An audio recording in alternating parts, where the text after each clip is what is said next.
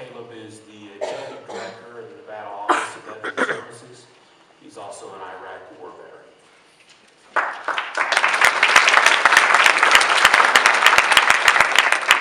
Good afternoon. Appropriately about 2 years ago on Memorial Day, I first learned about Always Lost, and I was intrigued by the concept, and very much at that time have been since.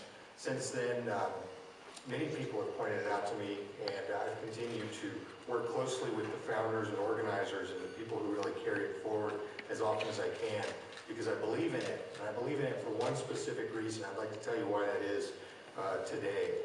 Every generation, every war has its memorial, the national memorials in Washington, D.C. You can go and see the World War II memorial and see the 4,000 field of stars, the field of 4,000 stars to represent the 400,000 people who perished in World War II. You can go to the Vietnam Memorial, or sometimes we bring the Vietnam Memorial right here to Carson City, and you can see the 59,000 names of our fallen service members who were killed in that war. The individual can look at the magnitude of the cost of war. They can see it for themselves, sometimes for the first time, often in later generations. And they can even feel a sense of what that cost is. But in my opinion, you can't really know that cost personally with the existing memorials. You cannot really know what that cost has meant to the family members, to the loved ones, and to the country that have seen the fallen go. Today, we have a representation of a very modern memorial. In my opinion, it is the perfect memorial for our generation's war. What do I mean by that? I think the other memorials were perfect for their generation's war as well. And in this unique time of war, this unique generation of war in our nation's history, I believe that the Always Lost exhibition is a perfect reflection of that war. It is visual. Most of this generation is very visual, and it's a function of the technology of our time. It's multimedia. It brings in literature, art, all kinds of different approaches to it. But most important, and the biggest piece that makes this the perfect memorial for my war, is that it allows the broader public to understand the cost of what these wars have been to our society. I'm very proud of this exhibit personally, even though I've only been tangentially involved in it for a little bit now. I'm very proud of it, most especially because it's a product of Nevada.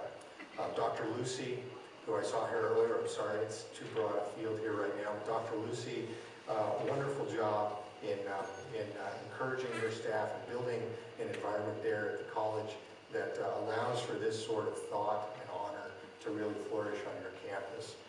Marilee Swerzek, Amy Roby, Kevin Burns, and the students, and I dare say most importantly, the students who put this together. Many of you are here today as well. This is Nevada. It is a tribute from Nevada. I see it as something that is specifically Nevada, but a gift to the rest of our country. And that gift is back to why this is such a great memorial. It is a gift of awareness. And it is a gift of awareness of what these wars have cost at a time when there is the largest divide between the civilian community and the fighting force in the history of our nation. Think about that for a moment. That is a huge, huge gift to provide the rest of the country. I encourage you to go up to the second floor like I did yesterday. Take a look around, spend some time. It's an amazing exhibit, only represented partially here behind me. Go find the panel that has your direct connection to it.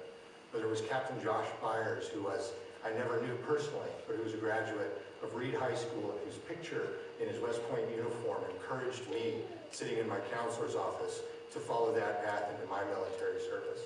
Whether it's Alan Vandenberg, Jason Lynch, or Adam Froelich, 3 members of my company who perished in 2004, who we remember every year on their anniversaries, the anniversaries of their death.